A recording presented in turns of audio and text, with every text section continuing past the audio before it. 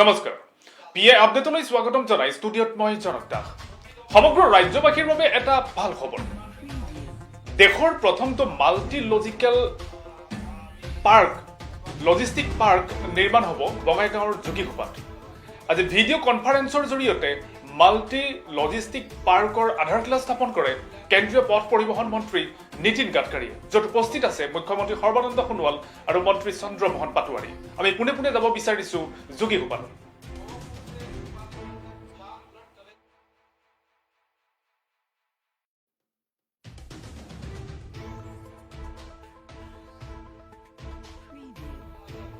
Video' কনফাৰেন্সৰ জৰিয়তে নীতিন গাডকাৰীয়ে আধাৰশিলা স্থাপন কৰিছে মাল্টি মডেল লজিষ্টিক পাৰ্ক, আৰু য'ত উপস্থিত আছে মুখ্যমন্ত্ৰী সৰ্বানন্দ সোণোৱাল আৰু মন্ত্ৰী Chandramohan Patowary.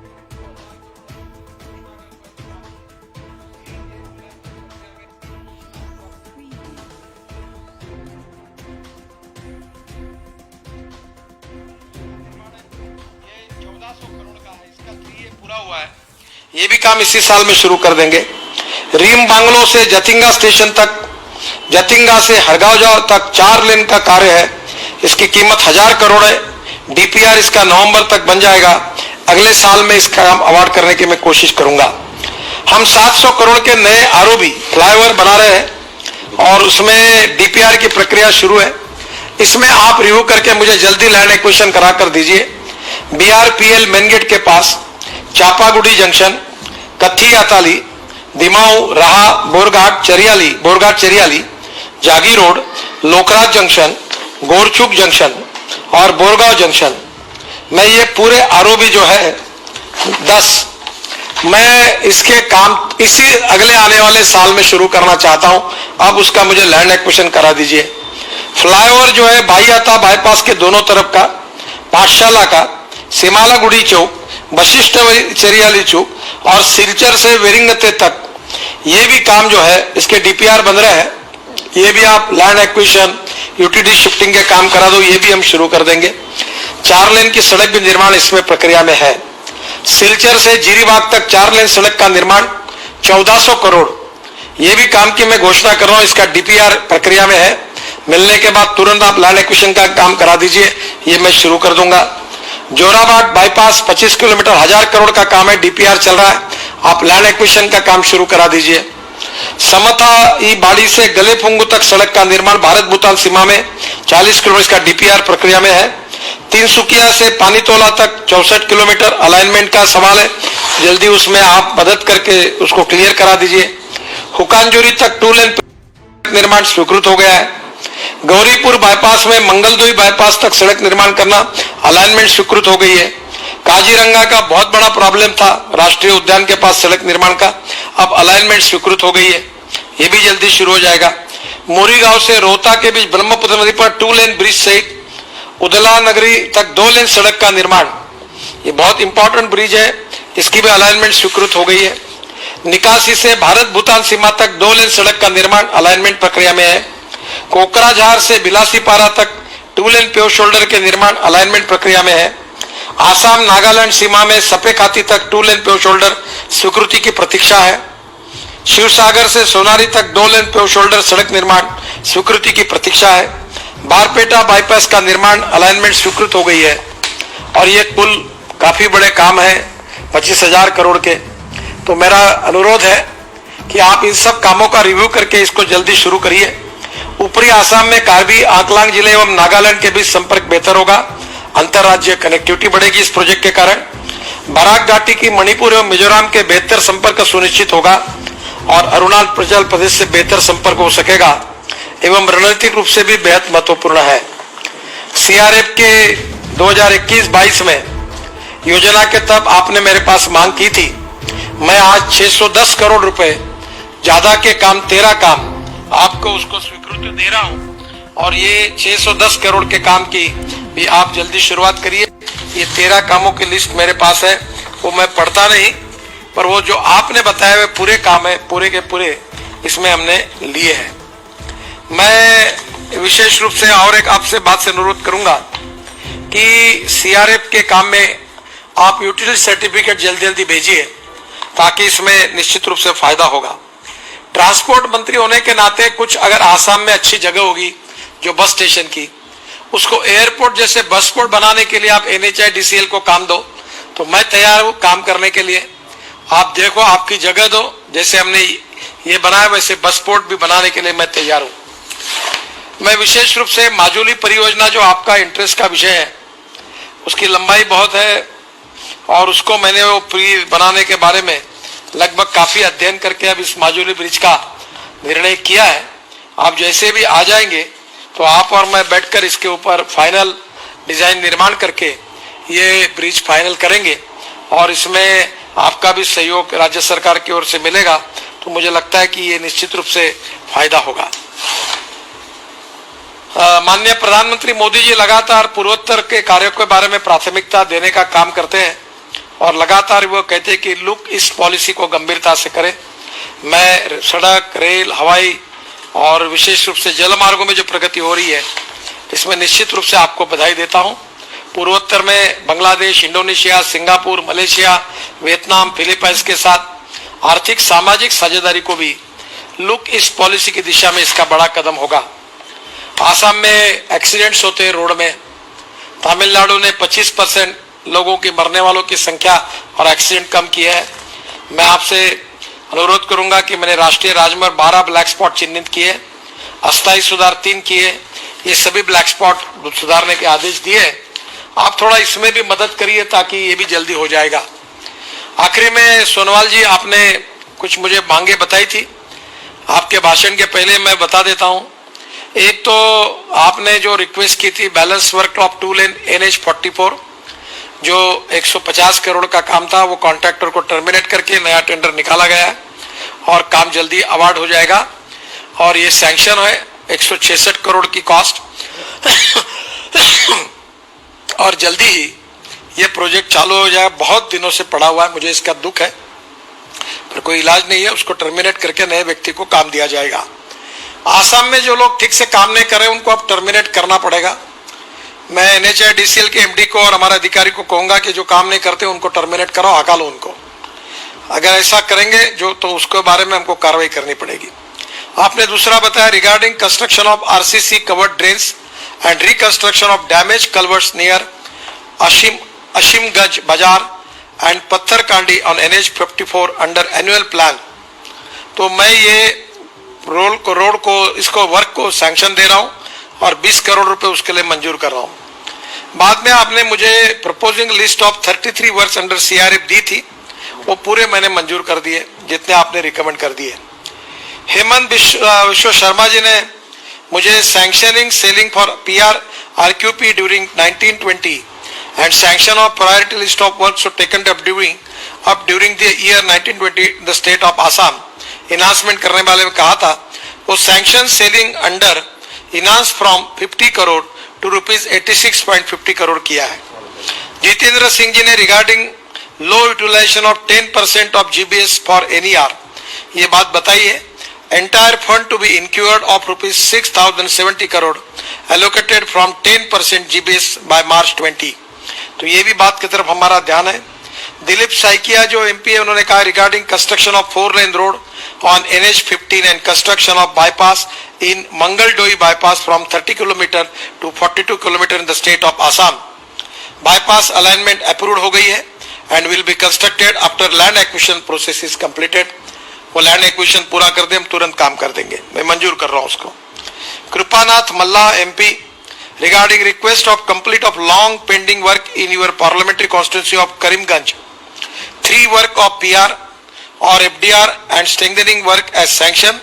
1 work is in advanced completion stage and 1 work is pertaining to the state government.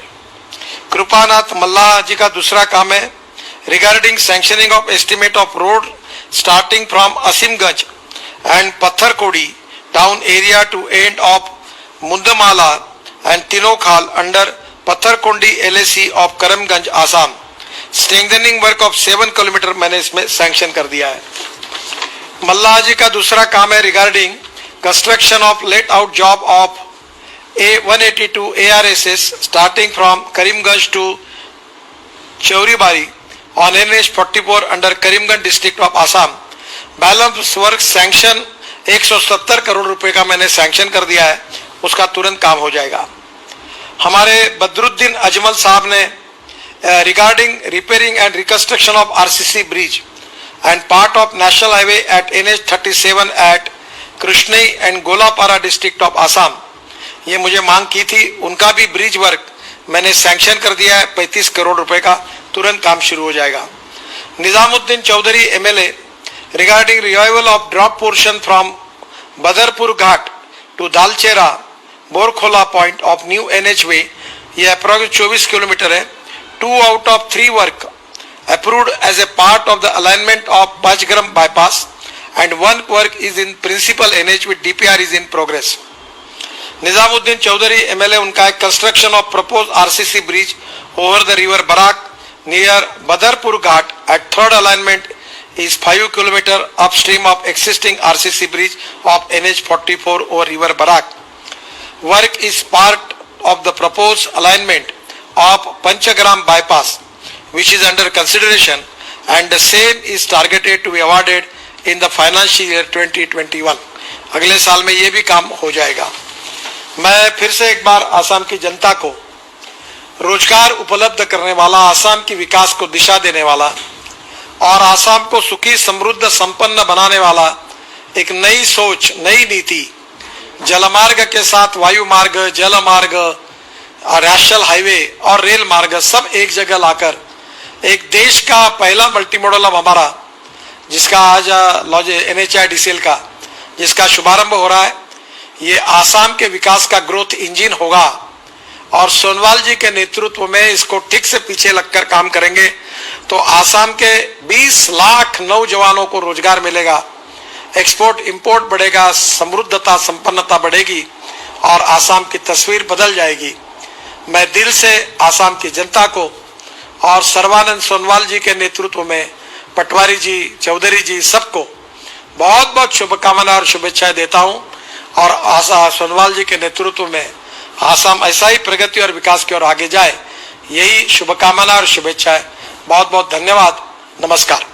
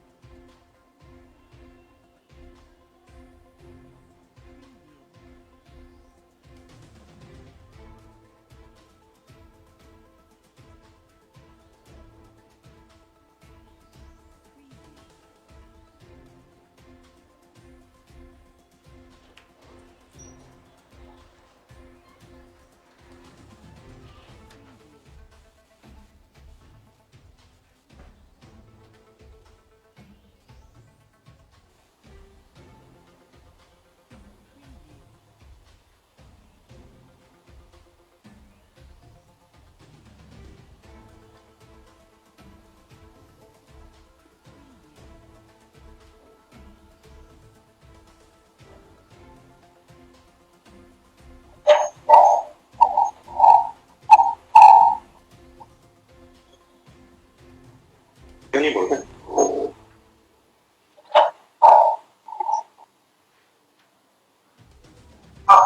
आपने बोल दिया।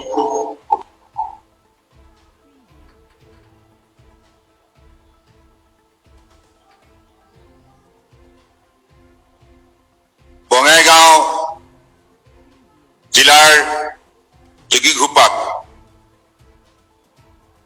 মাল্টি মডেল লজিষ্টিক পাৰ্ক নিৰ্মাণৰ আজি শুভাৰম্ভণি অনুষ্ঠানত ভাৰ্চুৱেলি আমাৰ সৈতে উপস্থিত থকা ভাৰত চৰকাৰৰ মাননীয় পথ পৰিবহণ বিভাগৰ মন্ত্ৰী পৰম শ্ৰদ্ধেয় নীতিন গাডকাৰী ডাঙৰীয়া,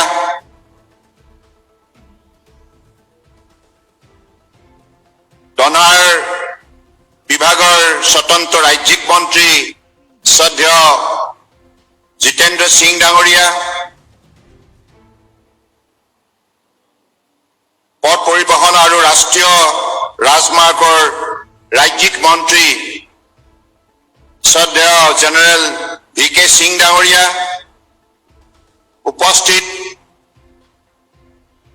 কেন্দ্ৰীয় চৰকাৰৰ খাদ্য সংসাধন বিভাগৰ মাননীয় মন্ত্ৰী ডিব্ৰুগড় লোকসভা সমষ্টিৰ সন্মানীয় সাংসদ শ্ৰদ্ধেয় ৰামেশ্বৰ তেলী ডাঙৰীয়া, অসম চৰকাৰৰ মোৰ সতীৰ্থ মন্ত্ৰী উদ্যোগ আৰু বাণিজ্য উন্নয়ন বিভাগৰ চন্দ্ৰমোহন পাটোৱাৰী ডাঙৰীয়া,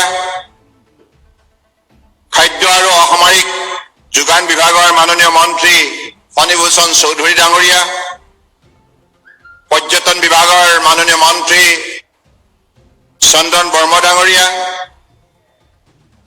ভাৰ্চুৱেলি সংযুক্ত বৰপেটা লোকসভা সমষ্টিৰ মাননীয় সাংসদ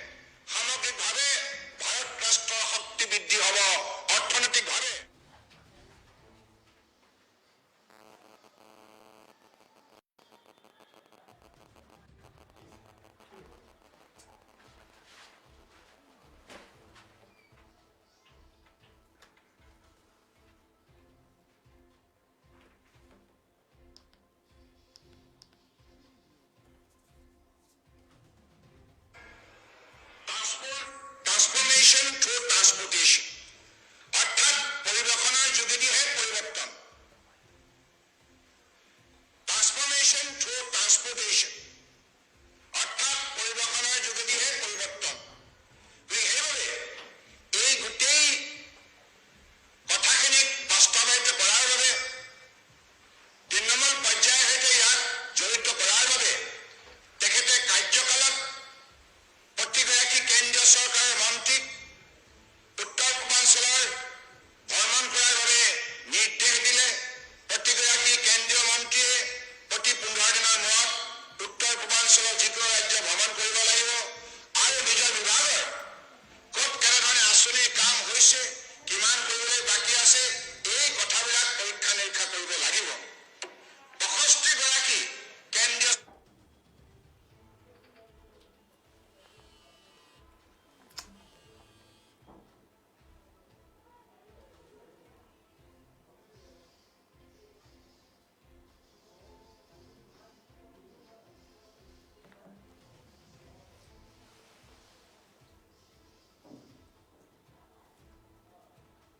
চৰকাৰৰ মন্ত্ৰী 2014 চনৰ পৰা, যাৰ ফলত আজি উত্তৰ পূৰ্বাঞ্চলে মাননীয় প্ৰধানমন্ত্ৰী ডাঙৰীয়াৰ সহযোগত বিশেষভাৱে উন্নয়নৰ দিশত আগুৱাই যাবলৈ সক্ষম হৈছে। আৰু তেখেতৰ আশীৰ্বাদতে 2018 চনত আমি যেতিয়া গুৱাহাটীৰ বুকুত অসমৰ অৰ্থনৈতিক বুনিয়াদ শক্তিৰ ৰূপত গঢ় দিয়াৰ নিমিত্তে advantage Assam global investor summit আয়োজন কৰিছে দুদিনীয়া কাৰ্যসূচী। এই কাৰ্যসূচীতে 240খন বুজাবুজি চুক্তি স্বাক্ষৰ কৰা হৈছিল আৰু ৰাজহুৱা খণ্ডত আৰু ব্যক্তিগত খণ্ডত এই দুদিনীয়া বিনিয়োগ সন্মিলনতে আমি প্ৰতিশ্ৰুতি লাভ কৰিছিলোঁ 79,000 crores ইনভেষ্টমেণ্ট ইন আছাম। সেই সময়ত বহুতে সন্দেহ প্ৰকাশ কৰিছিল, ভাবিছিল যে এইবিলাক কথানো ক'ত কাৰ্যকাৰী হ'ব, কেৱল এটি অংকৰ প্ৰকাশ কৰা হৈছে, মানুহক ভুৱা সপোন দেখুওৱা হৈছে, বহুতে তেনেধৰণে ভাবিছিল। কিন্তু বাস্তৱত আজিৰ তাৰিখত সেই ক্ষেত্ৰত অসম চৰকাৰে মাননীয় প্ৰধানমন্ত্ৰী নৰেন্দ্ৰ মোদী ডাঙৰীয়াৰ সহযোগত যিখিনি সফলতা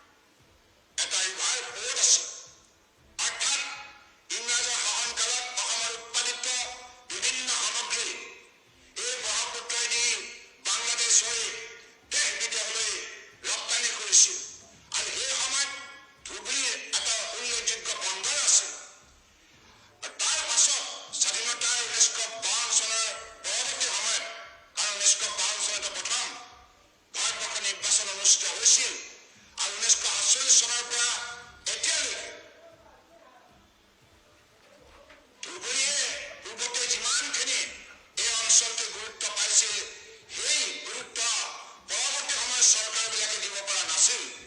কিন্তু বিজেপি নেতৃত্বাধীন NDA চৰকাৰ দিল্লীত বিজেপি নেতৃত্বাধীন অসম চৰকাৰ দুইখন চৰকাৰে যৌথভাৱে কেৱল যোৱা 6টা বছৰ মাননীয় মোদী ডাঙৰীয়াৰ কাৰ্যকালত আৰু আমাৰ 4 বছৰ কাৰ্যকালত যি উল্লেখযোগ্য পৰিৱৰ্তন হৈছে আৰু অসমৰ 36খন জিলাকে উন্নয়নৰ ক্ষেত্ৰত আগুৱাই নিবৰ বাবে যি শক্তিশালী পদক্ষেপ গ্ৰহণ কৰা হৈছে তাৰ ফলশ্ৰুতিত আজি অসমে ভাৰতবৰ্ষৰ ভিতৰত উল্লেখযোগ্য স্থান পাবলৈ সক্ষম হৈছে। গতিকে এই অবিভক্ত গোৱালপাৰা জিলা ধুবুৰী, কোকৰাঝাৰ, বঙাইগাঁও আৰু গোৱালপাৰা এই অঞ্চলতে আজি মাল্টি মডেল লজিষ্টিক পাৰ্ক ইতিমধ্যে মাননীয় নীতিন গাডকাৰী ডাঙৰীয়াই তেখেতৰ বক্তব্যত সুন্দৰভাৱে উল্লেখ কৰিছে যে আগন্তুক দিনত এই মাল্টি মডেল পাৰ্কৰ জৰিয়তে 20 লাখ যুৱক যুৱতীয়ে প্ৰত্যক্ষ আৰু পৰোক্ষভাৱে উপাৰ্জনৰ পথ আৱিষ্কাৰ কৰিবলৈ সক্ষম হ'ব আৰু সমগ্ৰ উত্তৰ পূৰ্বাঞ্চল